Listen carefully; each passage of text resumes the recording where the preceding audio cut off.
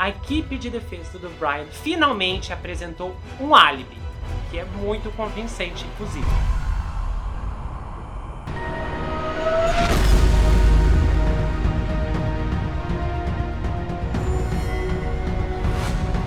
Ei pessoal, bem-vindos a esse canal, eu sou Gustavo Negreiro, seu psicanalista favorito, e hoje estamos em mais um episódio da saga investigativa Os Quatro de Idaho, dentro da série Na Mira. A última vez que eu trouxe atualizações do caso de Idaho foi naquele vídeo super polêmico que conta com a participação especial da doutora Sandra. Ali nós fizemos uma verificação de fatos muito fortes, porque uma desinformação gigantesca foi espalhada, inclusive o que pessoas depois daquilo ali acreditam justiça for Brian, mas especificamente depois dali eu não voltei nenhum vídeo porque eu estava aguardando que houvessem mais fatos do que fazer vídeos pequenos e tal, e hoje eu cheguei com atualizações muito fortes de tudo que aconteceu nas últimas semanas envolvendo essa história. Lembrando que eu estou cobrindo esse caso desde o começo, desde novembro do ano passado, que foi o mês que deu início a tudo. Então se você quiser conferir, tiver paciência para ver ponto a ponto, como tudo foi se desenrolando, acontecendo, como chegamos até aqui,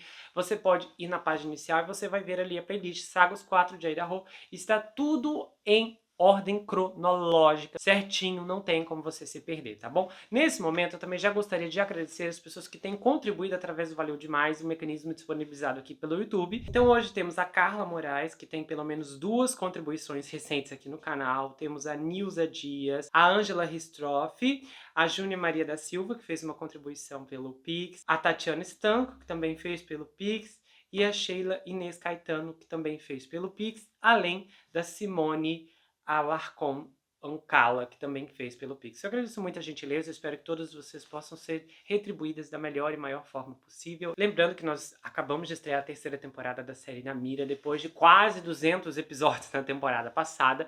Inclusive, o episódio premiere aqui é o caso dos caçadores. É uma história muito forte, é uma abordagem assim, muito rara, então você vai conhecer esse caso, que eu vou deixar o link fixado aqui no primeiro comentário. Não deixe de assistir. E também uma outra investigação muito especial que eu fiz, que era para ser apenas uma noite no motel. Esse caso tem uma urgência muito grande. Eu espero que mais e mais pessoas conheçam esse caso, porque de repente, de alguma forma, podemos influenciar e salvar uma pessoa, que é o meu propósito com aquele vídeo. Então não deixe de assistir, tá aparecendo aqui na tela para você saber, é um vídeo super recente aqui do canal. E nós vamos começar essa história agora. Bom, o gabinete do procurador do condado de Latam apresentou uma notificação em 26 de junho para pedir a pena capital para o Brian, algo que já era previsto por muitos especialistas e que já havia sido antecipado aqui no canal.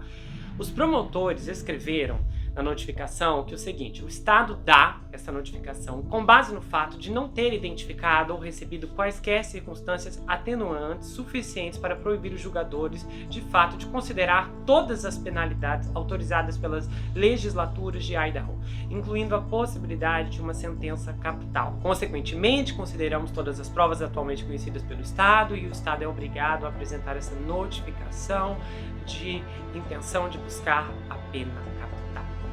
Nesse inteirinho, a defesa do Brian também disse o seguinte: ainda não está claro em que a polícia se baseou inicialmente para concentrar a sua investigação no Sr. Kohlberger, e também não há ligação entre o Sr. Kohlberger e as vítimas. Eles também discutiram no tribunal em 27 de junho sobre se a defesa deveria ter acesso a certos documentos, incluindo registros do FBI relacionados aos homicídios brutais dos 4 estudantes universitários locais. A Annie Taylor, a advogada do Brian, manteve seu esforço para obter mais registros do caso para o seu cliente, e ela disse que aquilo ali não era uma expedição de pesca para ver que provas a acusação tinha contra o seu cliente. E ela falou assim: nós pedimos várias coisas que ainda precisamos. E ela está buscando mais materiais de descoberta, incluindo registros relacionados ao treinamento de certos policiais e investigações de telefones celulares, incluindo aqueles que levaram a polícia a procurar um carro como aquele dirigido pelo Brian. Aí o juiz do Tribunal Distrital, John Judd, finalmente ordenou que os promotores entregassem pelo menos um dos documentos solicitados, um relatório forense do FBI, até o dia 14 de julho. Nisso, a equipe jurídica do Brian também sugeriu que tinha evidências que mostravam que ele estava em outro lugar no momento em que os estudantes perderam a vida. E aí a Annie Taylor falou assim: as evidências que corroboram a presença do Sr. Brian em um local diferente do endereço da King Road serão divulgadas de acordo com as regras de descoberta e prova. Tais provas poderiam ser oferecidas durante o interrogatório de testemunhas no tão aguardado julgamento. Aí o Brian, por meio de advogados, dobrou sua decisão de não fornecer um álibi aos promotores, apesar das suas exigências para que o fizesse. Aí, no dia 4 de agosto, se passaram dias, a equipe de defesa do Brian finalmente apresentou um álibi, que é muito convincente, inclusive. A Annie Taylor disse que o Brian sempre teve o hábito de dirigir sozinho e que muitas vezes ele saía para passear à noite e que aí ele fez isso no final de 12 de novembro e 13 de novembro de 2022. No entanto, depois de apresentar esse álibi poderoso, ela ainda disse assim, olha, a gente não afirma que ele estava em um local específico em um horário específico. E aí o que aconteceu, né? Entre várias audiências, no mês passado, uma delas teve um parente de uma das vítimas que compareceu com uma camiseta pró-fuzilamento. E aí, nesse ponto, a defesa fez outras tentativas para já tentar derrubar o julgamento da forma mais antecipada possível, coisas que, inclusive, não circularam, e aí foram mais notificadas quando o juiz rejeitou as alegações da equipe de defesa de que o Código de Idaho foi violado durante a seleção do grande júri, quando apenas 32 pessoas foram chamadas em vez das 45 legalmente exigidas. E o juiz também disse que não houve falha substancial nos questionários de seleção do júri, como os advogados dele estavam alegando. Nisso, a maratona de audiência também contou com testemunhas especialistas em DNA, testemunhando como parte da tentativa do Brian de fazer com que os promotores entregassem evidências adicionais relacionadas a uma amostra retirada da bainha do objeto cortante encontrado lá no local onde tudo aconteceu e que, inclusive, é o que os promotores estão usando para ligá-lo ao crime. Só que, ao que parece, isso aí também não convenceu o juiz até este momento. Bom, aí o que acontece? Saiu uma outra informação interessante. A ex-administradora Tânia Carmela Bears revelou que o Brian esteve brevemente no caminho do serviço de proteção em uma escola profissionalizante perto da casa dos seus pais no condado de Monroe, na Pensilvânia. Ela disse assim que ele era um líder na classe dele e que levava a classe extremamente a sério. Aí, isso faz sentido com aquela fotografia do anuário do ensino médio do Brian, que mostra, então, ele completando obedientemente um conjunto de exercícios físicos como parte do curso pré-profissional. Só que aí, o que acontece? Vem mais uma informação que é idêntica a outras. Ele foi forçado a deixar o programa. Isso no primeiro ano, após uma série de reclamações de colegas de classe. Aí a Tânia disse assim, que para uma pessoa ser removida de um programa tem que ser uma coisa muito grave, só que ela se recusou a entrar em detalhes sobre a natureza exata dos relatórios. Então, ao que parece, ela sabe mais ou menos o que aconteceu. Ela sabe o que removeu o Brian do programa. E ela falou assim, quando eu olho para tudo que aconteceu e o porquê ele foi removido, eu vejo que faz exatamente sentido como as coisas chegaram a esse ponto. O Brian fez a transição para o programa HVAC, mas acabou decidindo não retornar à escola profissionalizante no último ano.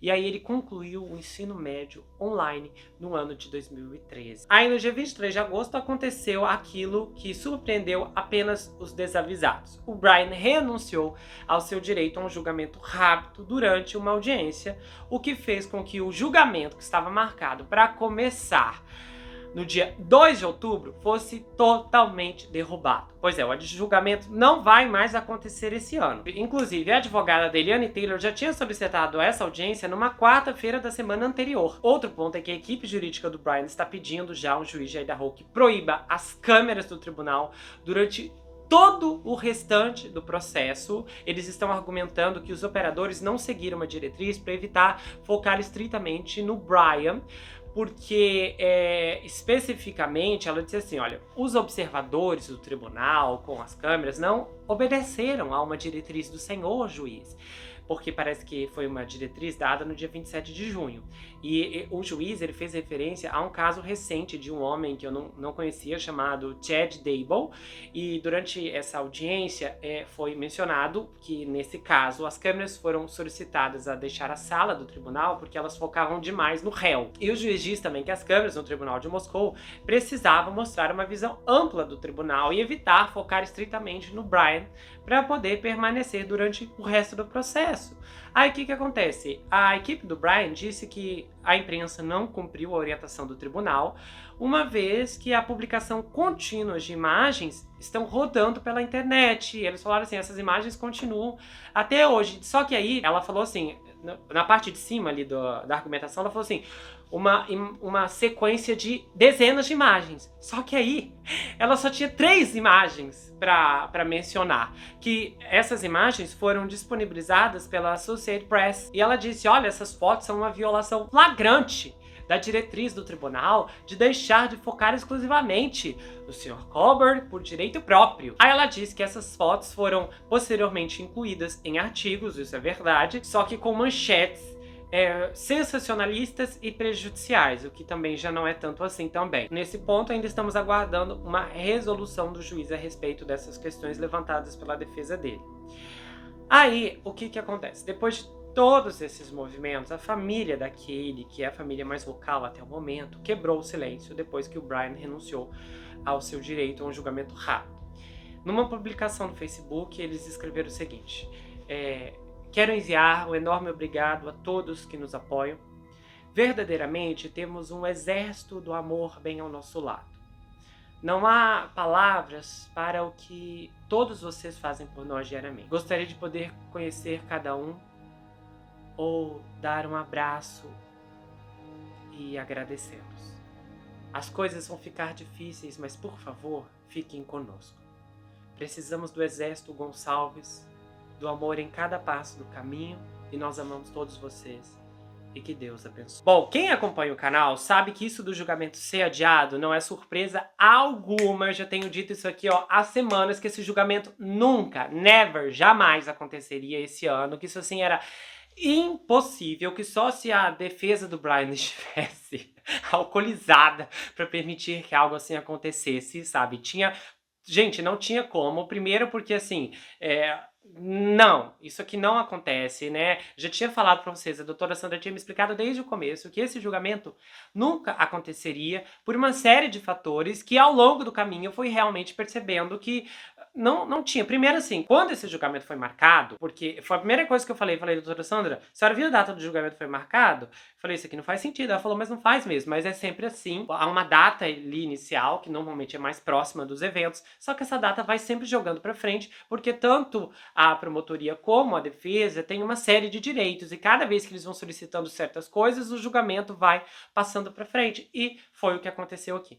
Então, esse julgamento pode acontecer ou ano que vem, ou até mesmo em 2025. Então, aqui ninguém é surpreendido com isso. Eu acho que, inclusive, no vídeo anterior eu falei que esse julgamento não ia acontecer, e tá aí, né, pra quem não acreditou, pra quem comentou, não, você está errado, vai acontecer, bom, tá aí, não aconteceu e não vai acontecer. Eu até olhei da última lista que a gente teve acesso, e a quantidade de coisas que a promotoria já entregou para a defesa do Brian é inimaginável. Não sei quantas horas de filmagens, de transcrições, de mandados, de não sei quantas coisas, que assim, gente, aquilo ali vai exigir muito tempo para ser analisado, estudado, e eles nunca conseguiriam fazer isso até outubro. Nós já estamos em setembro, ou seja, o julgamento começar, sabe, no início do mês que vem, seria um absurdo total. Então a defesa, conscientemente, já estava sabendo disso há muito tempo. Obviamente o Brian segurou, né, agora o Brian não, né, a equipe dele orientando, segurou e falou, bom, quando chegar mais próximo a gente pede ali, né. Eu sei que a família daquele, até eles ficaram chateados com isso, mas eu acredito que os advogados, o advogado deles já tinha dito provavelmente que nunca que esse julgamento aconteceria tão cedo. Eu sei que uma das questões mais aguardadas a serem resolvidas nesse julgamento é a questão da Dylan, o testemunho dela sobre como ela viu o Brian, por que ela não foi até os outros quartos e tal, só que isso aí vai demorar muito ainda. Só que pelo visto nós vamos ter que esperar muito ainda para entender, para ouvir esse depoimento, porque ela vai testemunhar, então vai ser uma coisa assim bem interessante nesse aspecto, mas as respostas não vão vir a jato dessa vez. Outro ponto também de jogar esse julgamento para frente é que os eventos estão muito recentes na memória de todo mundo. Então, obviamente, a defesa se preocupa que o júri não esteja contaminado. Então, né, quanto mais tempo se passar, melhor, porque pode ser que um outro crime chame ainda mais atenção do que esse. Só que assim, né, até agora isso não aconteceu. Eu também acho difícil, porque fazia tempo que não havia uma coisa assim tão escandalosa como o que aconteceu com esses garotos. Então, eu acho difícil ter alguma coisa assim que supere nesse ponto. Eu espero que o juiz não retire as câmeras do tribunal. Eu acho assim uma declaração muito absurda. Ah, estão focando nele. Gente, vai focar em quem então? As pessoas que estão assistindo, as câmeras estão lá para focar nos envolvidos.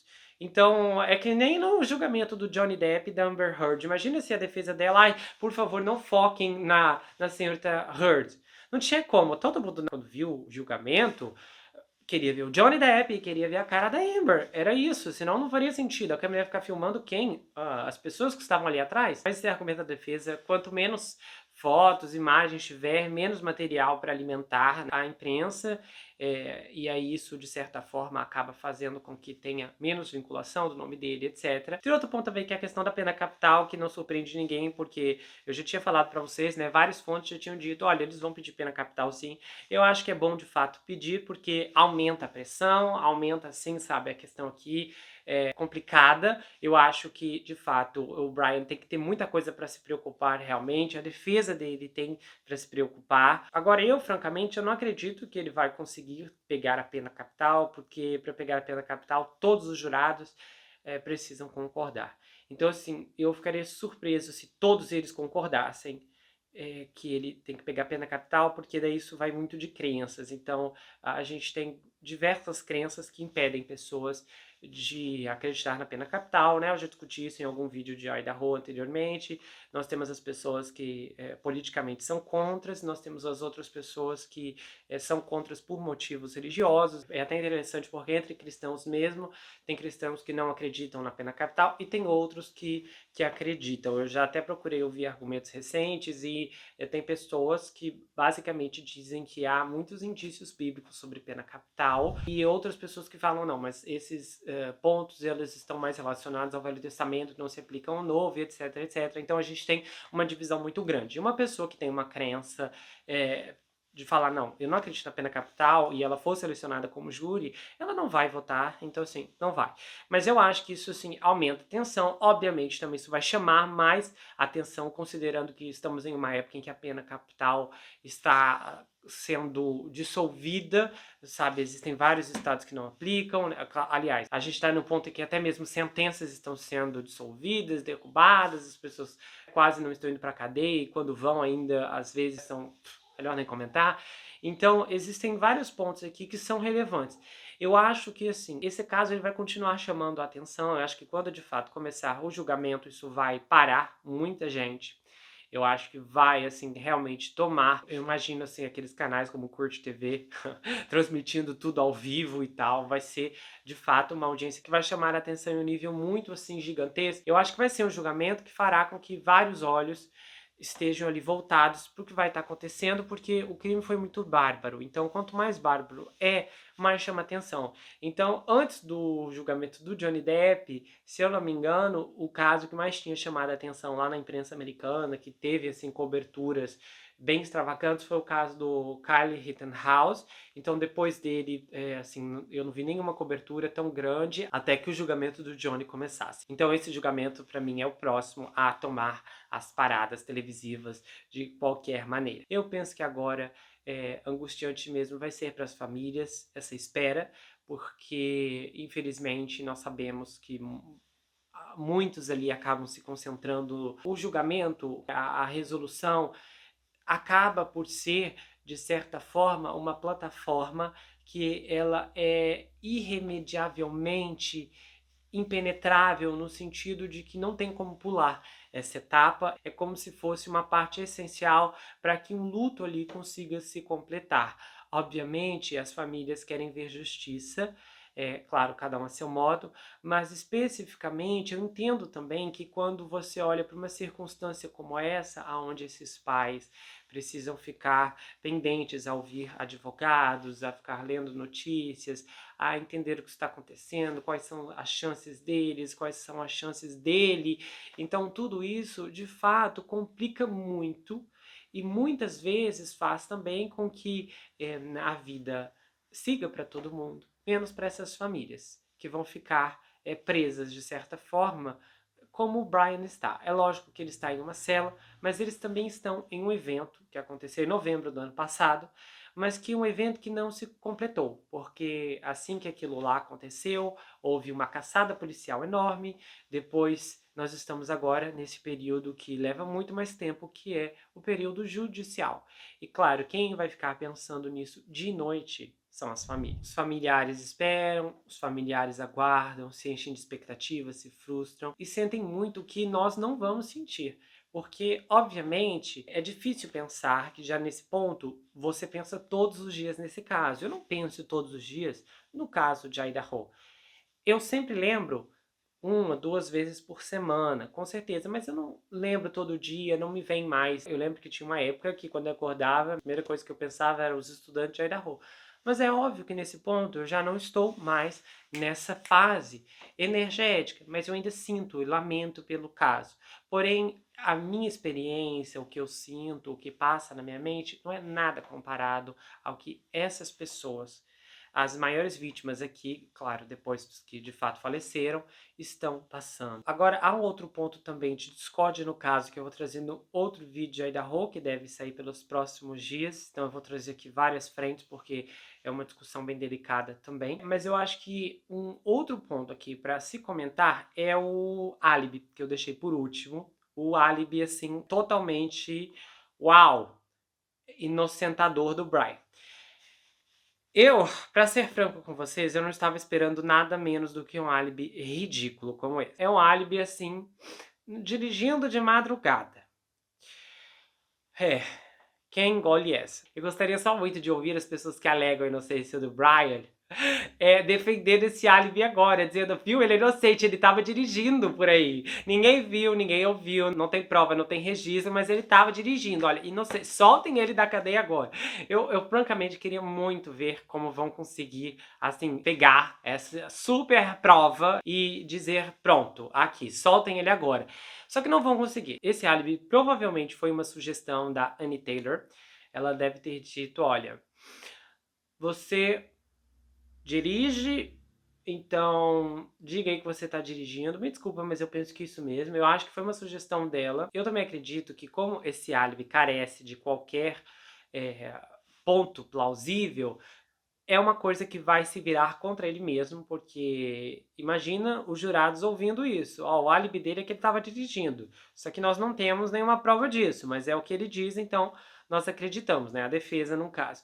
Então eu realmente só consigo ver o Brian se afundando cada vez mais. É claro que assim, tá se afundando porque o crime que ele cometeu não foi o crime perfeito. É uma virada e tanto, porque quando esse caso começou, todo mundo tava assim, né? Uau, esse serial killer aí, ele é o top das galáxias, né? Vai dar uma aula de como cometer um crime perfeito.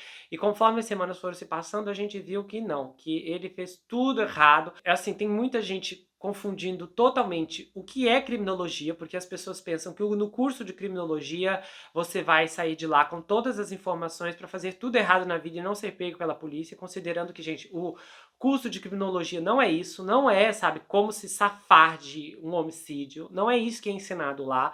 Então não adianta, ai, mas eu não entendo, ele tinha doutorado em criminologia e tal, como ele não pensou. Se você estudar o que é criminologia, e quem já fez criminologia ou tem algum contato com a área, sabe o que eu já estou falando aqui. Eu já dei uma explicação bem árdua sobre isso também em um outro vídeo, trouxe comentários sobre especialistas explicando o curso de criminologia para que tirasse essa confusão mental que acabou trazendo à cabeça das pessoas. Que é, não, ele é formado doutor em criminologia. Como pôde ter cometido um crime tão ridículo? Porém, infelizmente, olhando a trajetória e o caminho previsto para esse caso que está realmente se concretizando como eu imaginava, eu vejo que dificilmente aqui nós teremos uma confissão, nós teremos a verdade completa, porque por mais que a promotoria consiga descobrir e provar muitas coisas, nós nunca vamos saber todos os fatos. Fatos que apenas o Brian poderia esclarecer. O porquê, como exatamente ele decidiu ir aquele dia, aquela noite, aquela madrugada,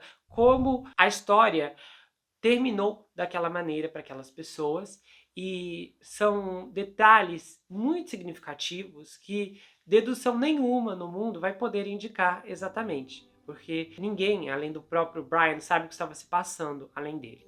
Então, o fato desse caso não trazer uma confissão é o que eu acho mais triste aqui, porque o que eu vejo aqui é que ele vai continuar alegando inocência e não vai assumir culpa ou responsabilidade nenhuma pelos seus atos. E esse caso acaba sendo um reforço de um aspecto que muitas vezes não é lembrado pelas pessoas, que a justiça, que a sentença e que uma pena não significa que a verdade absoluta vai ser esclarecida.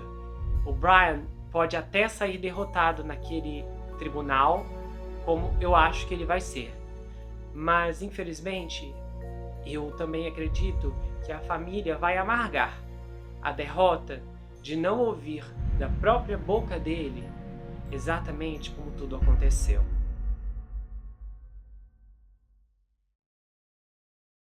Se você gostou desse vídeo, inscreva-se no canal, ative o sininho, compartilha, dá o seu like, passe esse vídeo adiante, espero que você tenha gostado. Se você quiser saber mais sobre mim, adquira meu livro Perfeito Estranho, já está disponível no meu site, você pode falar comigo pelo Instagram.